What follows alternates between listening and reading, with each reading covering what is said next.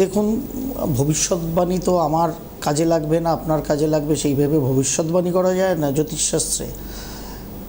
কারুর কাজে লাগবে, কারুর কাজে লাগবে না, কেউ সুখ পাবে, কেউ দুঃখ পাবে। ভবিষ্যৎবাণী সেই আঙ্গিকেই হয় যখন দেশ দশ সাপেক্ষে হয়। সেখানে বৃষ্টি তো আমাকে কীরকম জ্বালাচ্ছে গত মঙ্গলবার থেকে, সেটা যারা আমার চেম্বারে নাম নথিভুক্ত করেছিলেন তারা হাড়ে হাড়ে টের পাচ্ছেন। আমি তো আরও পাচ্ছি, আমি ডবল হাড়ে হাড়ে টের পাচ্ছি আর কি। কিন্তু কী করব বলুন, এটাই তো গ্রহযোগ, এটাই তার প্রবণতা, এটাই হওয়ার ছিল, সেটাই হচ্ছে। প্রকৃতির তো আলটিমেট, তার উপরে কোনো দিন বিজ্ঞান যেতে পারেনি, পারবেও না। যাই হোক, সেটা মেনে নিতে হবে। বর্ষণ বৃষ্টির প্রয়োজন আছে, সুতরাং সেটা হচ্ছে, হোক, কিছু করার নেই, মানিয়েই চলতে হবে আমাকে, আপনাকে, সকলকে। কারণ পেটটা ভরাতে গেলে সঠিক জলের প্রয়োজন, এবং জল না থাকলে চাষি ভাইয়েরা তাদের চাষাবাদি বা ভালো করে করবেন কী করে, আপনি আমি খাদ্যদ্রব্য পাবোই কী করে।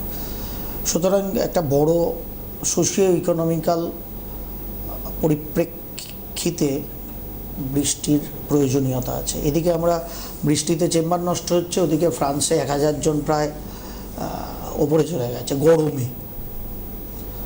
তা এটাই প্রকৃতি, এটাই প্রাকৃতিক নিয়ম, সেরকমই হচ্ছে। আর বৃষ্টি যে অভিজ্ঞতার কথা বললো, দেখুন, সেটা আমরা স্টুডিওর মধ্যে করছিলাম। সেই অভিজ্ঞতাটা অ্যাকচুয়ালি আপনাদের কাছে শেয়ার করতে গেলে ওটাকে অন্যরকম গল্পের ছলে শেয়ার করা উচিত, এবং সেই অভিজ্ঞতাটা মানে আমার শাস্ত্রীয় ব্যাখ্যার অভিজ্ঞতা হিসেবে খুব ভালো অভিজ্ঞতা, কিন্তু আমার কাছে যারা এসেছিলেন সেই মানুষগুলোর জন্য খুব ভালো অভিজ্ঞতা না। মানে খুব মন্দ অভিজ্ঞতা এরকম না, কিন্তু মানে একটা খুব কী বলবো, জগা খিচুড়ি মার্কা তাদের অবস্থা, তাদের সন্তানকে নিয়ে আর দিদিমার নাতনিকে নিয়ে আর কি। তো যাই হোক, সেইগুলো আমি অ্যানালিসিসটা যখন জ্যোতিষশাস্ত্রের আঙ্গিকে মনুষ্য জীবনের জন্য করি, তখন স্ট্রেট ফরওয়ার্ড আমি বারবার বলি যে জন্ম ছকটার বিশ্লেষণ হয় বাস্তুতান্ত্রিকভাবে, মানে আমি তাই করি। কোন গ্রহ কোথায় বসলে কি ফল দেবে, জ্যোতিষশাস্ত্রের কিছু এবিসিডি রুলিং আছে, এটা একদম ঠিক, কিন্তু তার মানেই এই না যে ওটাই ঘটবে। যেরকম ধরুন, এই মুহূর্তে দাঁড়িয়ে এই যে বৃষ্টি হচ্ছে, অন্তত আমাদের দক্ষিণবঙ্গের মূল যে দক্ষিণ অংশ, কলকাতা এবং সারাউন্ডিংস, তো এই মুহূর্তে চারটাকে যদি আমরা দেখি, এই মুহূর্তে কিন্তু ধনু রাশি চলছে। এবার ধনু রাশি তো অগ্নিতত্ত্ব প্রধান রাশি, এবং জাস্ট পূর্ণিমার ক্ষণ চন্দ্রদেব উজ্জ্বল করে আকাশে আছেন, কিন্তু ধনুরাশি স্থিত আছেন চন্দ্রদেব। রবিদেব নিজে মিথুন রাশির ঘরে বসে আছেন, এবং মিথুন রাশির ঘরে আদ্রা নক্ষত্র ধরে রবিদেব আছেন। যেহেতু সবে অম্বুবাচী গেছে, আদ্রা নক্ষত্রের প্রথম পাদে অম্বুবাচী হয় 3 ডিগ্রি 20 মিনিট, সেই অংশে এরপরে 13 ডিগ্রি 20 মিনিট অবধি আদ্রা নক্ষত্রে রবিদেব গমন করবেন। তা অটোমেটিক্যালি আদ্রা নক্ষত্রে আছেন রবিদেব। কিন্তু ধনুরাশির ঘরে চন্দ্র, ধনুরাশির ঘরটা কিরকম, অগ্নিতত্ত্ব প্রধান। তো অগ্নিতত্ত্ব প্রধান ঘরে বৃষ্টি হচ্ছে কি করে, তাহলে চন্দ্র থাকা অবস্থায়, তাহলে তো গরমে জ্বলছে যাওয়া উচিত। সুতরাং বিষয়টা এত এবিসিডি মার্কা জ্যোতিষশাস্ত্রে নয় অ্যাকচুয়ালি। তার কারণ ধনু রাশির ঘরে যে চন্দ্রদেব আছেন, তিনি বর্তমানে পূর্বাষাঢ়া নক্ষত্রে আছেন। পূর্বাষাঢ়া নক্ষত্রের মালিক শুক্রদেব অশ্লেষা নক্ষত্র ধরে জলরাশিস্থ কর্কটে আছে। এবার অশ্লেষা নক্ষত্রের যে মালিক বুধ, তিনিও কিন্তু জলরাশিস্থ পুনর্বসু নক্ষত্র ধরে সেই কর্কট রাশির ঘরেই আছেন। এবার যখনই আমরা নক্ষত্র স্পেসিফিকেশনে ঢুকে যাচ্ছি এবং জোন ওয়াইজ কোনো দেশকে বা কোনো রাজ্যকে আমরা যখন দেখা শুরু করছি, মানে এটা ভূচক্রে কাস্ট করা যায়, অনেক ওপর লেভেলের ব্যাপার। এটা খালি অম্বুবাচীর উপবাস আর লাল কাপড় গলায় দিলে সব হয়ে যাবে, এই জ্যোতিষশাস্ত্র সেটা নয়। আর ওই বৃষ্টি যে গতকালের অভিজ্ঞতার কথা বলছিল, অ্যাকচুয়ালি সেটা নয় বলেই আমার সামনের যিনি বসেছিলেন তিনি একজন ডাক্তারবাবু, যার ফলে তার সাথে আমার যখন আলাপ আলোচনাটা একটা হাইয়েস্ট লেভেলে উঠে গেছে, physiological chemical structure of a human বডিকে নিয়ে, উনি ওনার অ্যাসপেক্ট, আমি অ্যাস্ট্রোলজিক্যাল অ্যাসপেক্ট, দুটো জায়গায় দুজন যখন গিয়ে মিট করছি, এর থেকে বেশি খুশির জিনিস হতেই পারে না। কারণ আমি ওই আঙ্গিকেই কোনো মানুষকেও বিচার করি। যখন কোনো মানুষকে বিচার করব, কোনো সঙ্গবদ্ধ মানুষকে বিচার করব, তখন মানুষের অবশ্যই এই বাস্তুতান্ত্রিকভাবে তার মনাত্মার শরীর কীরকমভাবে বন্ড করে আছে, অ্যাকচুয়ালি তার রাসায়নিক ক্রিয়া বিক্রিয়াটা কী হচ্ছে, যার ফলে তার মন আর আত্মার ভাইব্রেশন কীরকম, সেই ভাইব্রেশনে আমি কথা বলি, দেখি, বুঝি, চাহিদা করি, চাহিদা মেটানোর জন্য চাই। এখানে পার্টিকুলার কোনো গ্রহ কোনো রকমভাবে এই রকমই ফল দেবে। এই যে আপনারা শোনেন রাশিফলে, বা এই ঘরে এই গ্রহ থাকলে কোন রাশির ভালো, কোন মানুষের ভালো, এইগুলো আমার কাছে আজ যখন মাথার অর্ধেকের বেশি চুল উঠে গেল আমার জ্যোতিষশাস্ত্র নিয়ে চর্চা করতে করতে, তখন এইগুলো আমার কাছে এবিসিডি অফ অ্যাস্ট্রোলজি, মানে একদম প্রাথমিক শিক্ষা, যেগুলোর পেছনে আপনারা ধাবিত হন, যার ফলে হোঁচট খেয়ে পড়লেন, যার ফলে খুব কঠিন অবস্থাতেও দেখুন দুটো অনামী দল গতকাল রাত থেকে আজকে ভোরবেলা আমাদের ভারতীয় টাইম অনুযায়ী দুটো নামী দলকে বিশ্বকাপের বাইরে করে দিল, প্যারাগুয়ে এবং মরক্কো।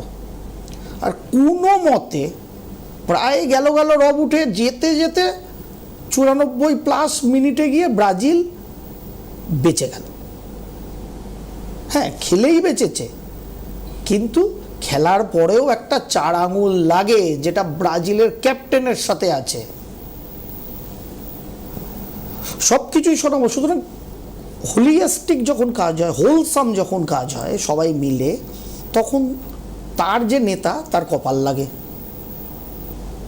যেরকম বিজেপি মুখ্যমন্ত্রী ঘোষণা করেনি, যার ফলে কে মুখ্যমন্ত্রী হবে তার চার্ট বা তার ডেট অফ বার্থ অ্যানালিসিস করে আমার কাছে কোনো লাভ ছিল না। তা বিজেপির নেতা হিসাবে আমি কাকে ধরেছিলাম 2025-এর অগস্ট মাস থেকে? মিস্টার শ্রমিক ভট্টাচার্যকে, কারণ তিনি সভাপতি, তার মানে তো তার লিডারশিপেই চলছে বিজেপি, রাজ্য বিজেপি। সুতরাং তার কপালকে আমি গুনে দেখেছিলাম 25 সালের আগস্ট মাসে সম্ভবী রাষ্ট্রে বড় আছে এপিসোড। বিশ্বকাপ শুরু না, বছর শুরুর আগের থেকে রোনাল্ডোর কপাল বলেছি ভালো, খেলতে হবে তো পর্তুগালকে, শুধু কপাল দিয়ে কিছু দূর অবশ্যই চলে যাওয়া যাবে, কিন্তু খেলার সঙ্গে এই কপালটা যখন ম্যাচ করে, তখন 2022 সালের লিওনেল মেসি এবং তার দল আর্জেন্টিনা হয়, যেটা 22 সালের বিশ্বকাপের আগে ঘোষণা ছিল। এখন পর্তুগাল যদি গত আর্জেন্টিনার মতো খেলতে পারে, মেসির মতো রোনাল্ডোকে খেলতে হবে না, মেসির অর্ধেক খেলুক রোনাল্ডো, কিন্তু গত বছর আর্জেন্টিনা দলের মতো পর্তুগাল খেলুক নেক্সট ম্যাচ থেকে, ক্রোয়েশিয়া ম্যাচ থেকে, তাহলেই দেখবেন ফেব্রুয়ারি রোনাল্ডোর কামাল কপালের। কারণ এগুলো এস্টিমেটেড, খালি কপাল দিয়ে সব হবে না, আবার খালি কর্ম করলেও সব হবে না। কর্ম করলে যেহেতু সব হবে না, ছোট দলগুলো চমকাবে। ডিআর কঙ্গো থেকে কেপ ভার্দে যারা রাউন্ড অফ 32-এ উঠে এসছে, কিরকম অবাক করেছে বলুন আপনাকে আমাকে। খেলা ভালো লাগছে না, আমার তো ফুটবল প্রেমী হিসেবে ভালোই লাগছে না।